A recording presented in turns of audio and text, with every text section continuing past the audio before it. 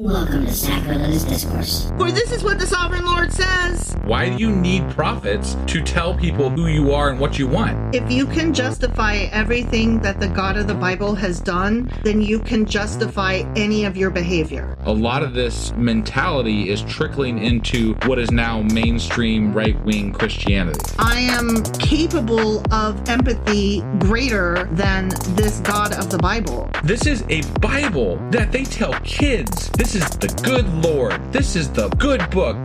He is fantasizing about murder, mass murder.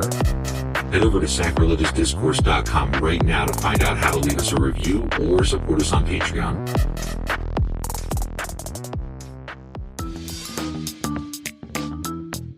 Hey there, sinners and saints. It's your favorite Bible-bashing duo from Sacrilegious Discourse, and we need your help. That's right, folks. We're raising funds for some heavenly equipment and a studio that doesn't sound like it's in the depths of hell. Our current setup, let's just say it's more apocalypse than audiophile. So if you want to hear us dissect the Bible without the background noise of demonic squirrels, chip in a few bucks. We're aiming for $5,000 to upgrade our audio and build a studio worthy of blasphemous banter. Donate today and help us spread the good word of atheism. You can find a link right on our homepage, sacrilegiousdiscourse.com. Every dollar counts. Even if it's from your collection plate. Husband! Wife! Do you know what we're doing today? We're dipping back into the historical timeline of the Bible. Of the Old Testament. Of the Old Testament, yeah. The Tanakh, if you will. The Tanakh, yeah. Or even if you won't. Well, or the Old Testament. Yeah. Because we're doing the Bible. Yeah. But also the Tanakh.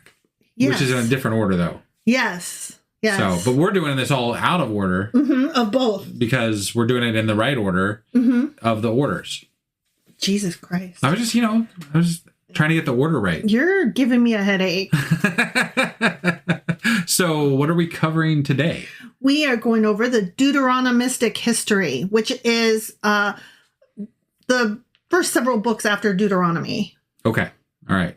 So we're going to do the Deuteronomistic history today in the timeline. And this is we didn't say it on the episode that we recorded for Thanksgiving, but happy Thanksgiving. Oh yeah.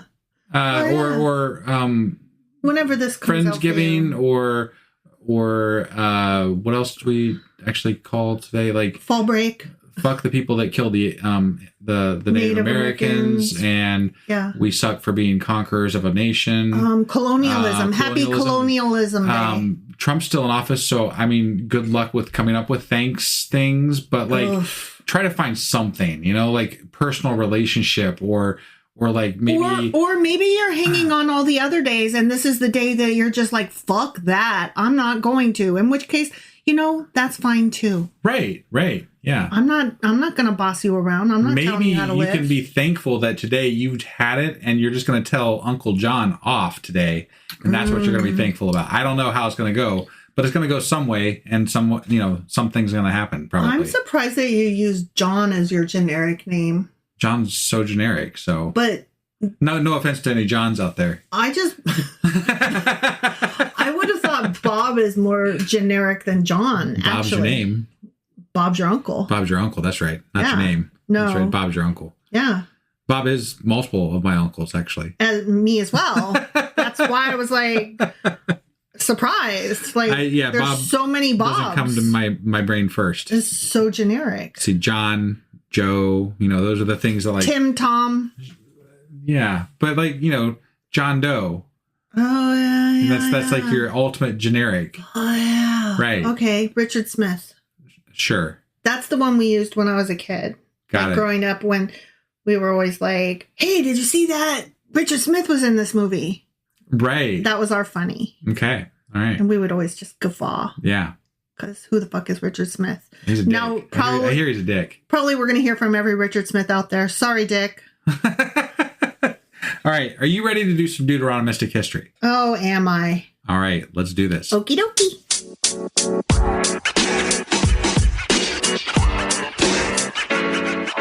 Alrighty, doodle. Okay. Do. We're hopping into Deuteronomistic history. We sure are. It's the ones that are after the Pentateuch. It is. Petadouche. Because we're doing everything in order for a history in a timeline. Now, these are still in order of how you would find them. So it's nothing special yet. I got it. Okay. Like nothing mixed up yet. Right, but you wanted to know how this all kind of lines up. How it comes together. So this is more lining it up. I love it when everything comes together. It's so convenient. So do you know how far the Deuteronomistic history, like what books are included? I do not. It goes through 2 Kings. So Got it. So we've got So Joshua's in there. Joshua, Judges, Ruth. Judges, not Ruth. Oh, not Ruth. Samuel, first and second Samuel, and first and second Kings. I feel like we're missing somebody there. Solomon. I don't remember. I feel like Solomon might be in there. Maybe. I don't think that's a whole book. I'm pretty sure it was. It's not called Solomon. No, but whatever. Well, we're talking that might be about the first books. and second king. I don't know. I can't. Yeah. It's been too long. It was years ago. Yeah, that's what I'm saying. Ago. But not the Chronicles. We're not talking about those. No, yeah, Those are definitely not the Chronicles. Deuteronomistic guys. Right. Okay? Right. So the Deuteronomistic history refers to the connected set of Old Testament books that present Israel's history. Oh, before you get into this, I have a. Are you? No, I know. What? Hold on. I meant to do this in the intro and I fucked it up. What? I have a correction to throw out there. Okay. It was on the intro to the Maccabees, and I said that they were fleeing the Catholics. Did you really? I was wrong. It was the Church of England, which is not Catholic. So Wow. yeah, I fucked that up, and I just had to throw that out there. I feel like you were even correcting me on stuff while you were saying that. I might have been. I don't know. I was really sure of myself at the time, and confidently I wrong. was absolutely completely wrong about that. That kind of makes me really happy, and I will allow that interruption. Yeah, and I'm sorry for that. I said I would put a correction out for it, and now I did. So it's done. You did. I've corrected it. It's corrected. I was wrong. Nobody will ever know that happened. Well, they will. It's literally still there. No, you've corrected it. You used podcast whiteout? Yeah. Okay. If Trump can declassify documents just by thinking about it, this is how you make corrections. If I was fixing this the way Trump would, I would double down and say that this is the way it actually is. They were doing it. Right. Yeah. No, I didn't say that, but they were, though. Ugh, which one, guy? Whichever one you buy. So the Deuteronomistic history. Yes. Okay. Sorry. Yeah. I totally interrupted your entire You did. thing. Like, I'm like mid-sentence and shit. Okay. It refers to the connected set of Old Testament books that present Israel's history. Israel. Okay. All right. Not Judah, Israel. Okay. Yeah. Through the theological lens of the book of Deuteronomy, especially the ideas that obedience brings blessing. So be good and you'll be blessed. Yeah. And disobedience brings disaster, like your whole family and all your neighbors will die in like an earthquake because you picked up sticks on the wrong day. Right. Or whatever. Yeah. Just for an example. Yeah. Okay. They form a continuous narrative from Moses' final speeches in Deuteronomy. Remember how he kept like talking and not dying? Yeah. From there, from his speeches and his death, all the way through Israel's entrance into the land with Joshua. Yeah. And the cycles of apostasy and rescue in Judges, the rise of the monarchy, Samuel. Yeah. And the fall he of had good both. Hair. He did. Yeah. Samuel with the good hair. Right. And the fall of both kingdoms in 1st and 2nd Kings. Got it. Okay. So that's all the books and all the history. Yeah. Okay. They share a consistent writing style, vocabulary, and theological framework centered on covenant loyalty to Yahweh. So basically, we can tell that they were all put together by the same guys. Okay. Got it. Yep. Edited, put together, written, penned by the same school of thought. Sure. Okay. Sure. They share I just said that. La la la la la. The Deuteronomistic history ends around 586 BCE for those keeping score and trying to figure out where we are on the timeline. That is right around the time when the Babylonian exile happened. Exactly. That is the time when it happened. Yeah. That's right. With the fall of Jerusalem. Yeah. Okay. Yeah. Many of the minor prophets lived before or during that period. And as I was trying to figure out which minor prophets, were there any minor prophets that lived during the Deuteronomistic history? Yeah. I was kind of surprised and then not surprised to find that of the ones that do, there are a few. But they're all in 2 Kings. So like right at the end. Oh. The minor prophets right at the end. All right. Okay? Yeah. So we already covered Deuteronomy, but because it's not only the end of the Pentateuch, but also the beginning of the Deuteronomistic history, I'm just going to like gloss over real quick again, just to, start us off right. Sure. Okay. Yeah. So Deuteronomy was likely set around the late 13th century BCE, right before Joshua leads Israel across the Jordan. Okay. Okay. It takes place on the plains of Moab, east of the Jordan River, modern-day Jordan, and Moses gives all his speeches there. Israel has not quite crossed into Canaan yet. So, like, he's just, like, looking at it from afar going, fuck me. Right, yeah.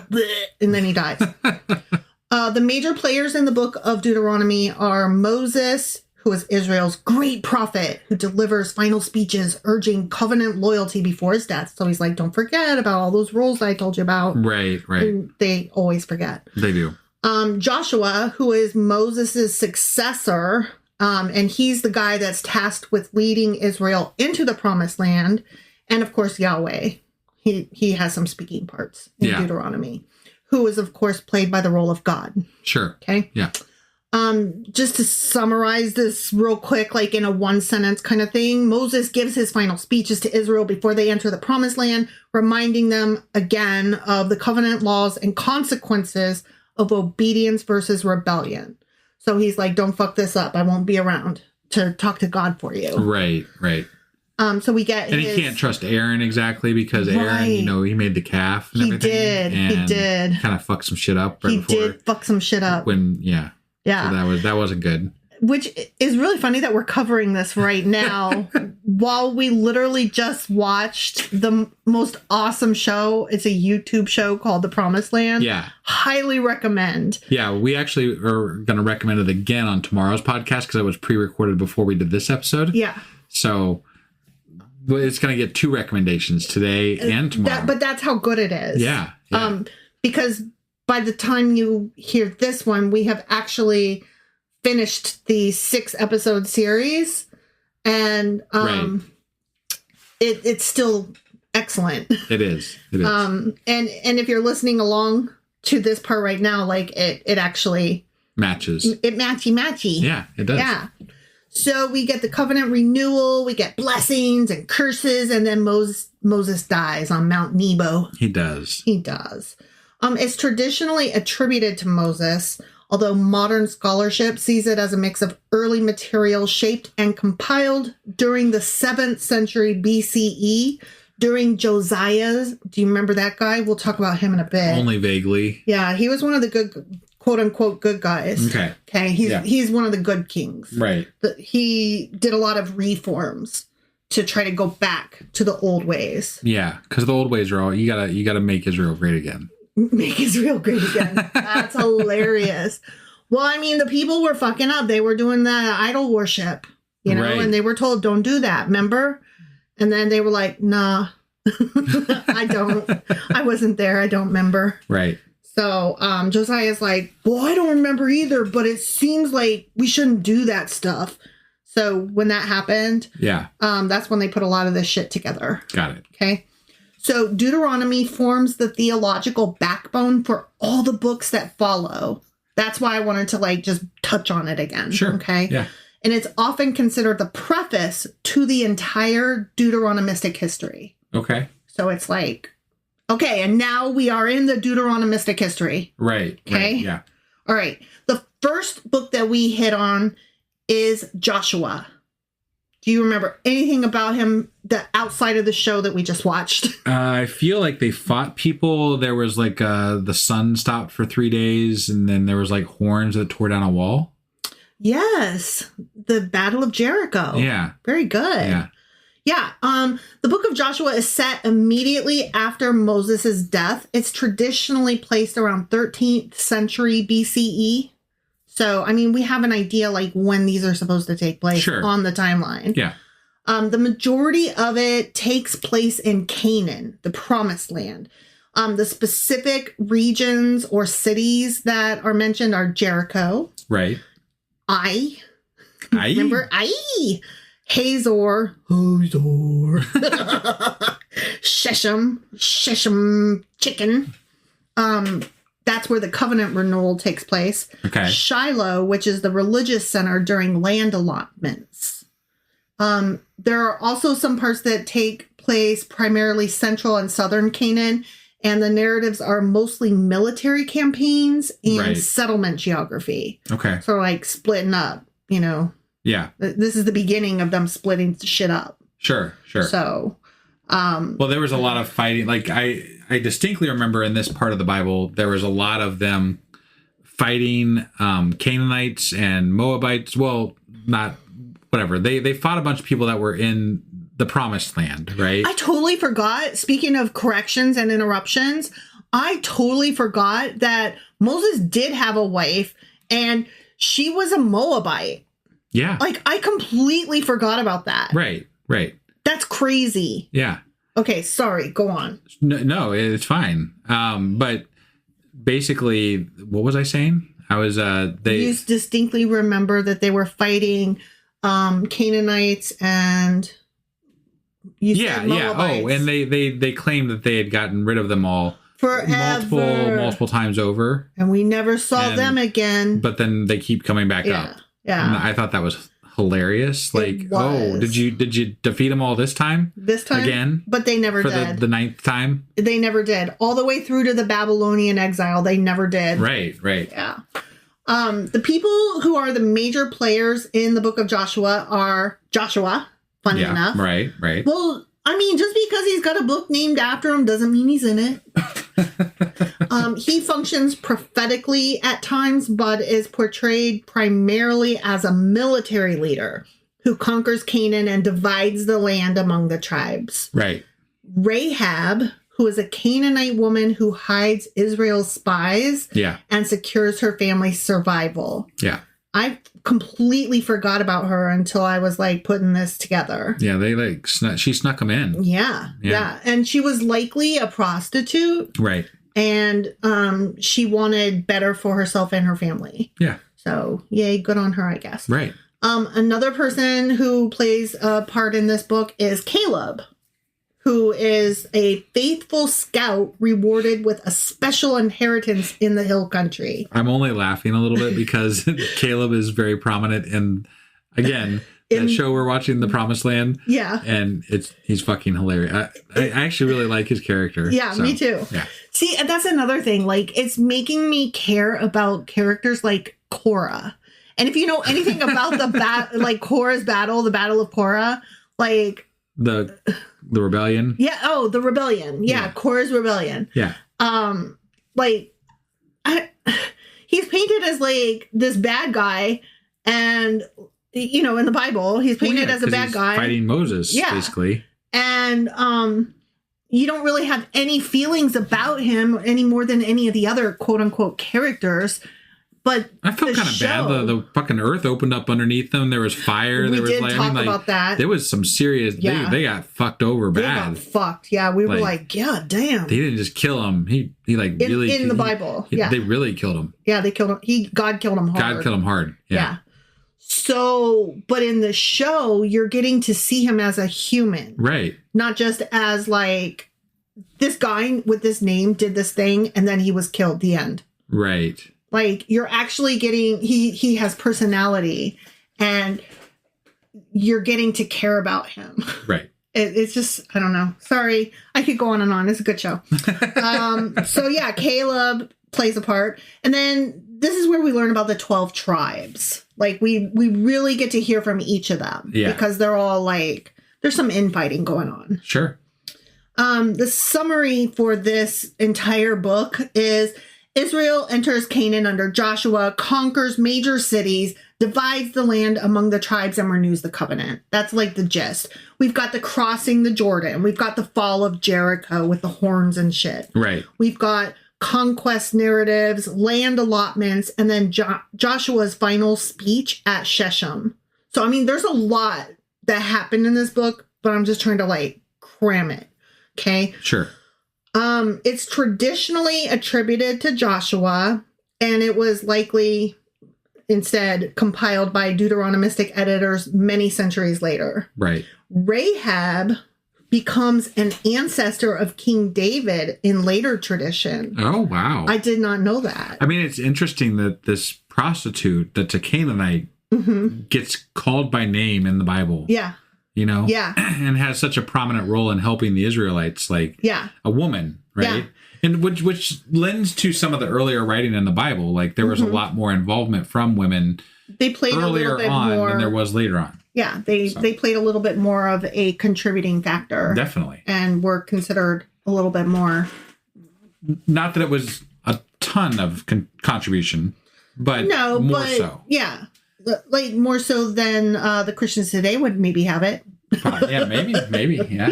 Depending on what denomination you're talking about. There's a lot of Christian churches that will not have women leaders. Oh, yeah. And I'm like, have you met Miriam? I don't think you have, because she's badass. Okay, anyways. Yeah, and some battles, particularly, for example, the one in Ai, show Israel being defeated when they disobey. So this like, feeds into the whole, when you guys disobey me, God will get you. Yeah. Yeah. And when you're good, you get the blessings. Right. So this is like playing right into that story. Yeah. Okay. So that's Joshua. Okay. Next, we get the book of Judges. Okay. And that is a loose period between Joshua and the monarchy. So roughly between 1200 and 1020 BCE. Okay. That's a whole fucking like almost 2 centuries. Yeah. You know? Long fucking time. Yeah. So that's when the book of Judges happens. Yeah. Okay. This book takes place all over the fucking place. It's spread across various tribal regions of Canaan, and key areas include Ephraim, which is where we get Deborah and Gideon and many others. And we get Dan. The tribe of Dan. Yeah. That's where Samson's early life comes in, and we'll talk about him a little bit. Okay. Philistine territory, and again, we've got Samson's conflicts. We've got Benjamin in this one. Civil War in the book's finale. Not Benjamin like as in Joseph's younger brother. This is a different Benjamin. Got it. Okay. Got it, yeah. We've also got Moab, Ammon, and Midian as external enemies, like further out. Right. Okay. Right. I mean, those are the guys. Moab, Ammon, and Midian are always coming back. I also feel like they mentioned a lot of like foreign gods during this portion of the history, like Molech and like just different like. Baal comes up a bit. Yeah, Baal and there was definitely Asherah poles. Right, like they mentioned them quite a bit by name, and then that was more of that like, and they'll never be mentioned again. But and then you'll they keep never remember them, it except like, I wrote it down. Right. So there's no central capital or temple yet. So like everything is still like scattery. Right. Okay. I mean, for God's sakes, they got a tent, you know? Yeah. Like, come on. Yeah. The stories jump around tribal territories. They're kind of all over the place. We've got a lot of names in this book. Okay. We've got Othniel. I don't even remember that guy. I kind of remember the name. I don't remember anything about him. He was the first judge who rescues Israel from oppression with very quiet efficiency. Oh, okay. Still don't remember. Sure. him. Yeah. We've got Deborah. She was a prophetess and judge who led Israel to victory against Sisera. Got it. Okay. Yeah. I vaguely remember that. Yeah. We've got Barak, who was the general who fights under Deborah's direction to defeat Canaanite forces. Okay. Okay. And there's a book the book of Barak. that is like outside of this. Pseudepigrapha or that's the word. Right. Sorry. Then we've got Gideon. He's a reluctant hero who defeats Midian with only 300 men. Then we've got Samson with the good hair. He's a Nazarite with superhuman strength whose weakness for Philistine. It was Samson with the good hair? No, you're right. It wasn't Samson with the good hair. No, it was Samuel with the good hair. But This is Samson because Samson and Delilah. Got it. Okay. Yeah, this is Samson. He's a Nazarite with superhuman strength whose weakness for Philistine women leads to his downfall. Okay. Then we've got Delilah, Samson and Delilah. Yeah. Delilah is a Philistine woman who betrays Samson by revealing the source of his strength. Wait, which is his hair, isn't it? Yeah. No, it is. We got a confirmation from Brady on Discord. It's Samson with the good hair. Yeah, it is Samson. Not Samuel. No, I just realized as it said that she revealed this weakness. I was like, wait, that was his hair. Right. Yeah. So Samson. I had that in my mind. That was completely. I kept attributing it to Samuel for probably the last 2 years. Look, there's too many guys with names that start with S, and I cannot. Right. That would never ever pass today's editing. And when I'm reading a book, I have to rename characters if they both start with the same name. Like in my head, I have to rename them something else to make it differentiate because I literally cannot do that. Sure. So it's no wonder I can't keep these dudes straight. They all start with S. The fuck? Right. Okay, then we've got Ehud. Ehud, huh? Ehud. He's a left-handed judge who assassinates the Moabite king to free Israel. Oh. I don't even remember, there was a left-handed judge? Why do they feel the need to call out his left-handedness? Because it would have been seen as odd, which would have been seen as evil. Oh, okay. Right. I mean, up until But he helped them. But up until the 80s, our American schools were still trying to force kids to write with the right hand because left is bad. Well, yeah.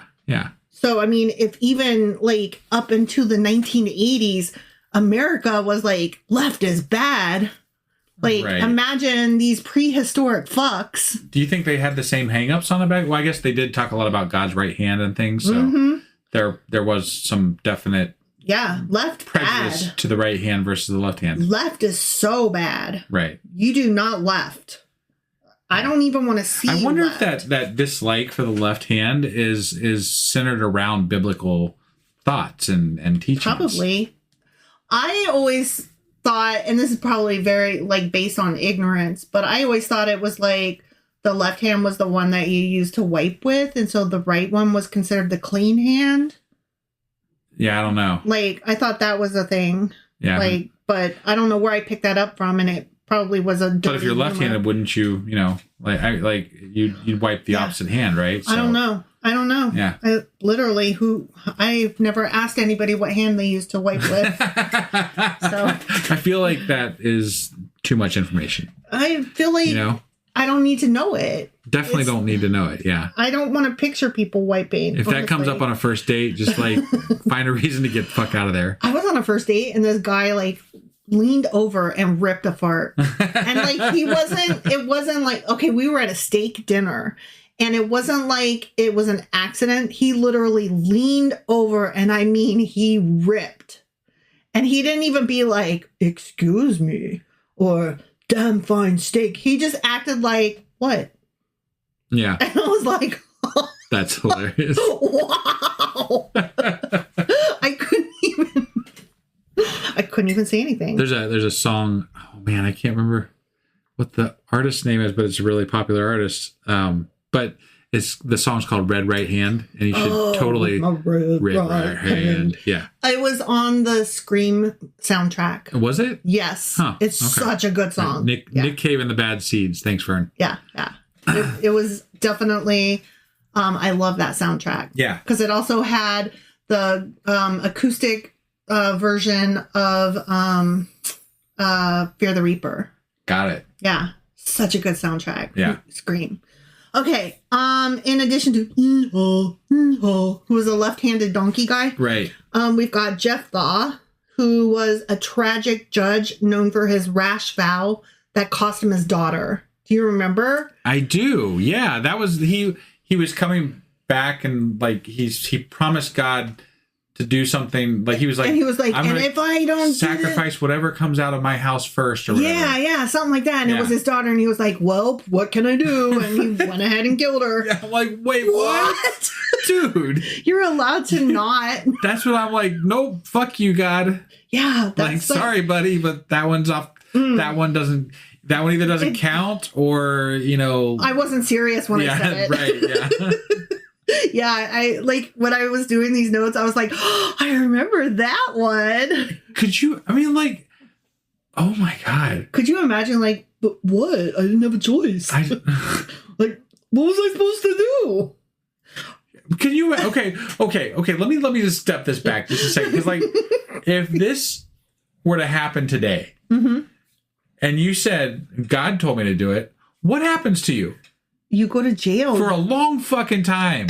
At best. You might end up in a nut house. Rightfully so. Yeah. Because that is fucking crazy shit. Yeah. And I mean, not to like shame the mentally ill, but you might end up in an asylum, if not jail. Right. And again, rightfully so. Yeah. Yeah. Yeah. That is crazy shit. I made a promise to God. I didn't have a choice.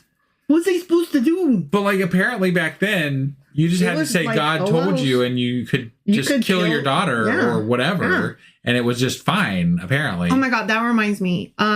So the head of Charlie Kirk's security team gave an interview, and one of the things that he said, he was like, he was so defensive. He was like, well, I had my team, not specifically him necessarily, but he or somebody on his team had texted the school security and were asking about access to the roof. And they were like, hey, is that, that going to be a problem? Like, or can I have my guys there? Like, what's going on with that? And can we get that taken care of? Right.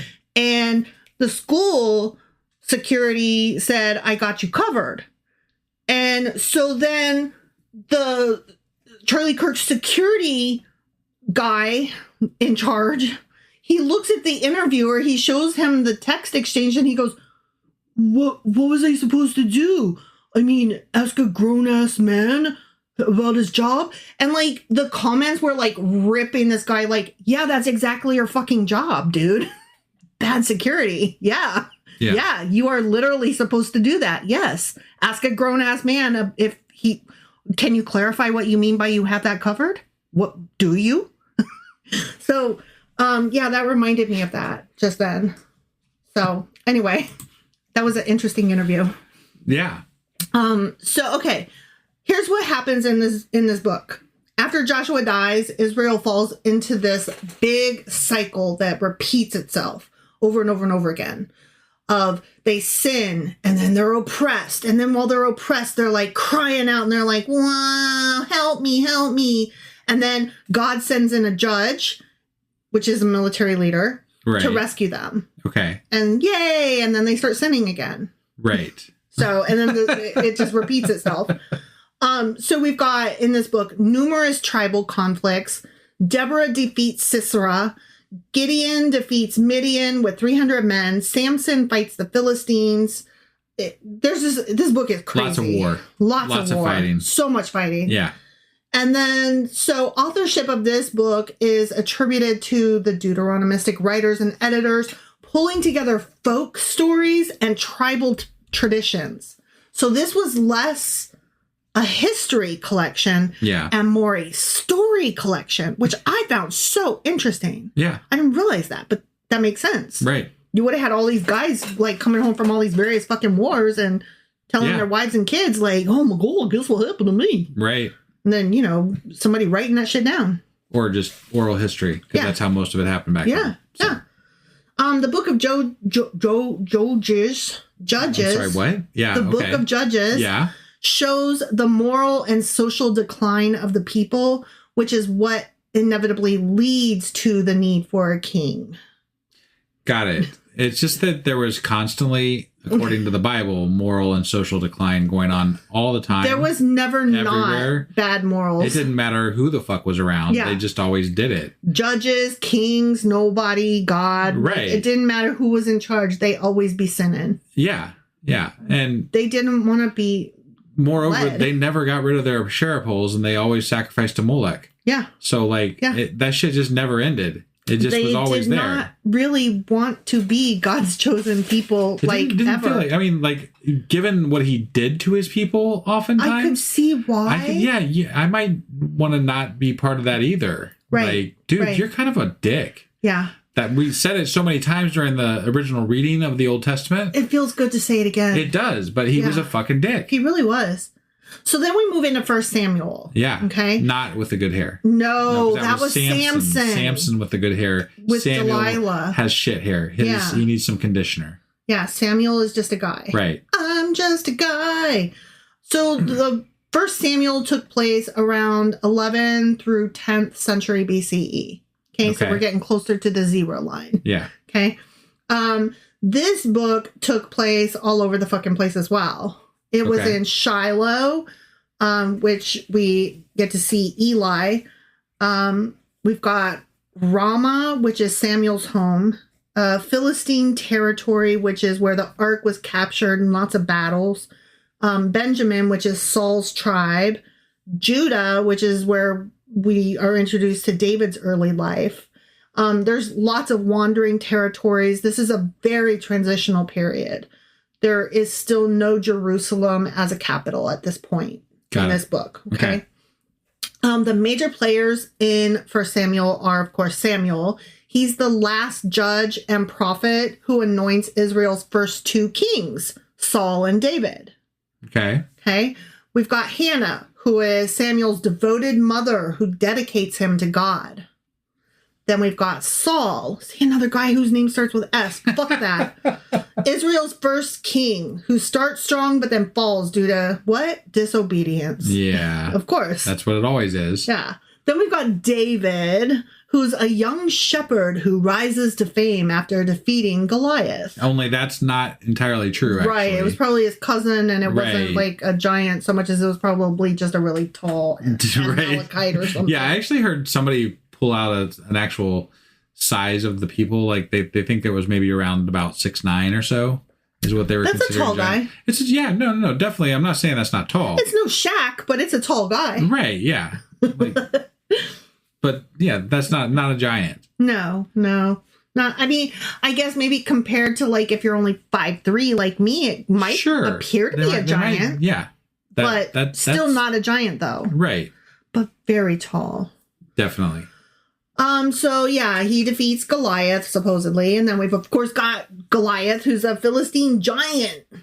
Like, right. Sure, okay. Then we've got Jonathan, who is Saul's noble son and David's loyal friend. Yeah, he was. Loyal friend. Yep. Then we've got Eli, who was the priest at Shiloh who received prophetic warnings about his corrupt household. I totally forgot about this guy. His sons bring judgment on his house. Like, they're so fucking corrupt. Yeah. And he was like, my sons suck. And then he was like, oh, shit, my sons suck. Yeah. Then there was Gad. Like, eat Gads. Right. Gad was a prophet who advised David during his fugitive years. Totally forgot that David was on the lam. Right. Yeah. Well, they hung out in caves and they almost cut the balls off of Saul at one point or something like when he was taking a piss. Up on him. Yeah. Yeah. And then because he didn't, Saul's like, you did me a solid. Right. Could have killed me and didn't. Yeah. Could have chopped my balls off and didn't. Right. I might not hate you as much. I hate you slightly less. Yeah. Then we've got Abigail, who was a wise woman who prevented David from committing bloodshed. I don't remember Abigail in any way whatsoever. I don't either. But apparently she played a part in that book. Yeah. We've got in this book a transition from tribal judges to monarchy. Samuel leads Israel and Saul becomes the first king and then David rises. We've got Samuel's birth and call. Like he's called, Yeah. To God, to serve God. Right. Israel demands a king. Saul becomes a king, but then disobeys, of course. Yeah. David is anointed. David versus Goliath. Saul grows jealous of David. I do remember that. That's why David was on the run. Right. Yeah. Authorship of this book was likely early court histories combined and edited by various Deuteronomistic writers. Got it. And Samuel bridges Judges, the book of Judges, and the book of Kings. Okay. Yeah. So it's like right there in the middle. Okay. All right. David is shown as both heroic and deeply flawed. He is definitely deeply flawed. But he's also heroic. Like, Sure.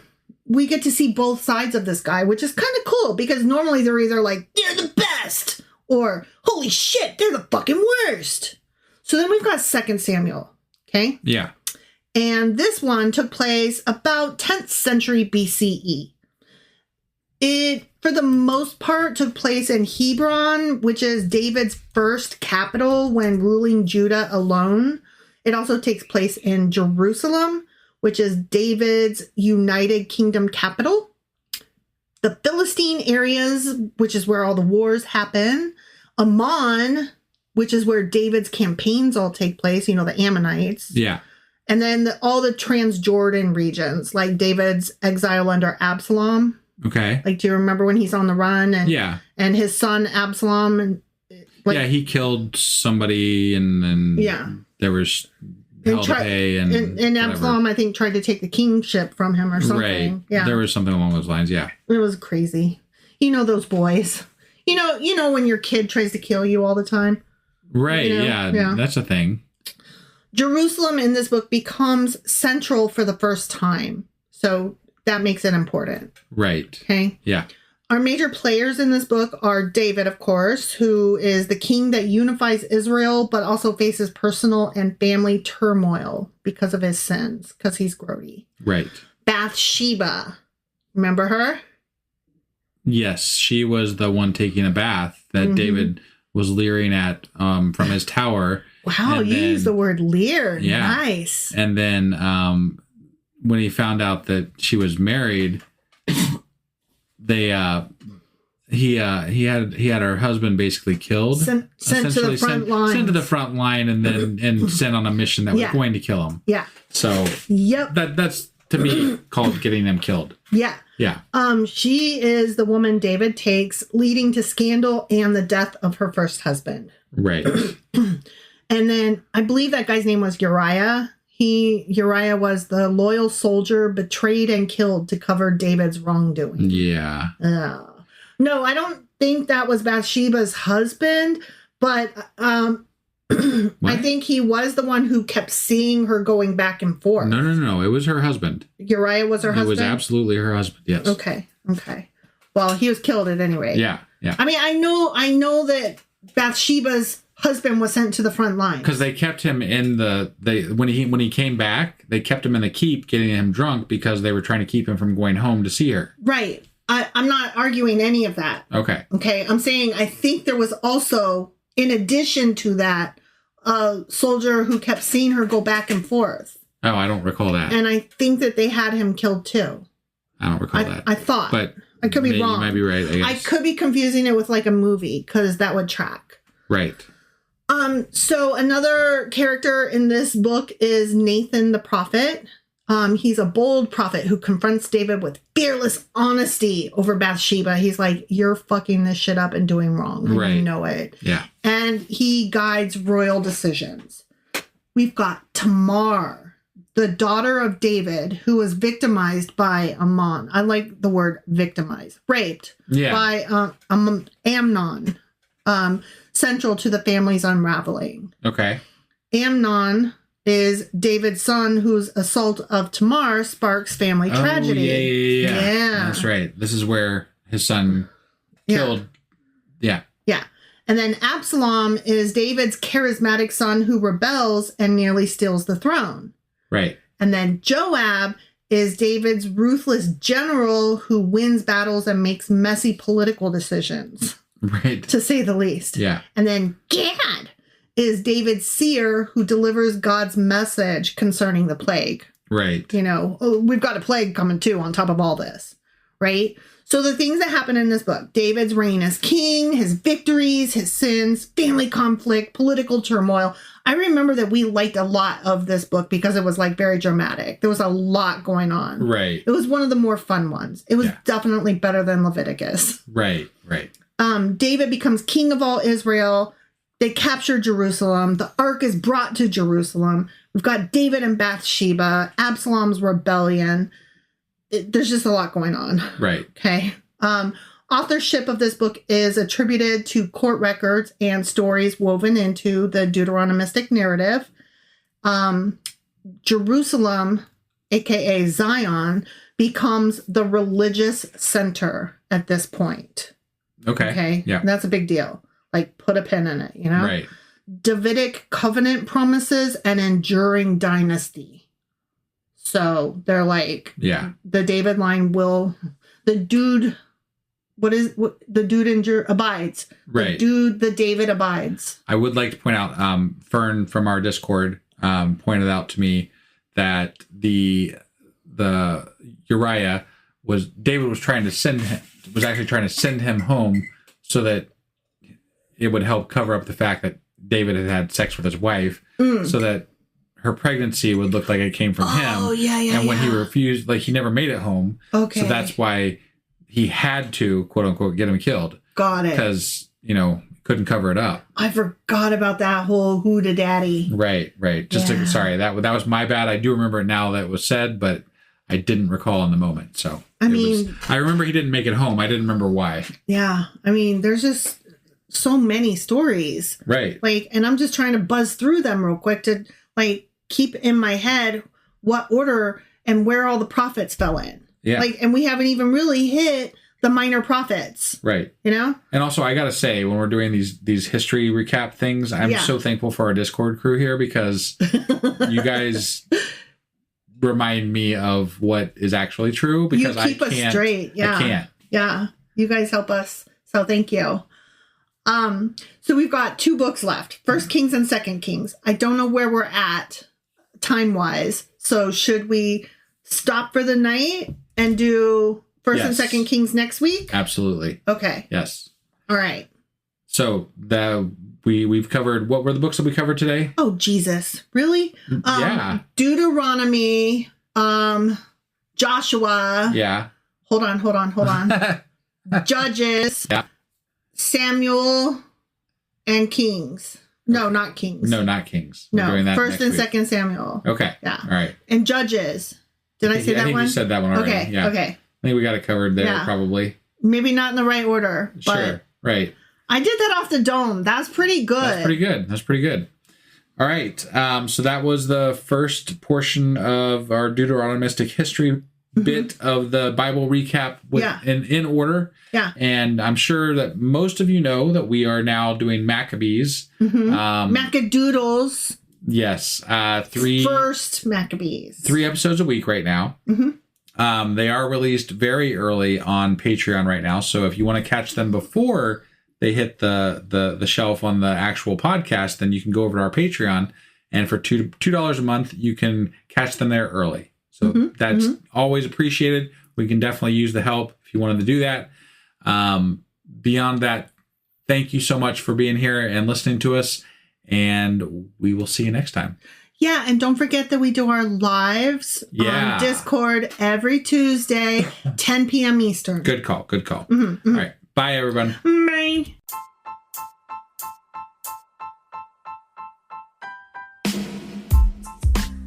Hey, wife, I guess that's the end? But husband, that's just sad. It doesn't have to be. We are on lots of social media platforms like Twitter. Our handle there is sacrilegious_D. For D's nuts. Oh my God. Stop doing that. Anyway, we're also on Facebook, Instagram, and Pinterest. There's a link to all of our social media sites at our website. Ooh, we have a website? Yeah, it's sacrilegiousdiscourse.com, where you can also find a link to our merch shop. We have a merch shop? Yep, we have podcast-themed clothing, mugs, notebooks, and more, as well as an atheist and science-themed products. Wow, our fans should really go check that out right now. Definitely. They can get in touch with us by sending an email to sacrilegiousdiscourse@gmail.com. But before they do that, we could really use some help. Oh yeah? With what? Well, it's not free running the podcast, and we need some financial support in order to get better equipment, which will free up time so we can concentrate on our podcast and our fans. Okay, so what should they do? Head over to patreon.com/sacrilegious discourse and sign up as a contributor on our podcast. Supporters there receive additional bi-weekly episodes that we record just for our Patreon members for as little as $2 a month. Also, we'd really appreciate it if you would like and subscribe on whatever platform you're using. And Apple Podcast reviews help us out tremendously. Like and subscribe, leave an Apple review, join us on Twitter, support us on Patreon. That's a lot of instructions. Don't forget to say thanks. Thanks. Okay, bye.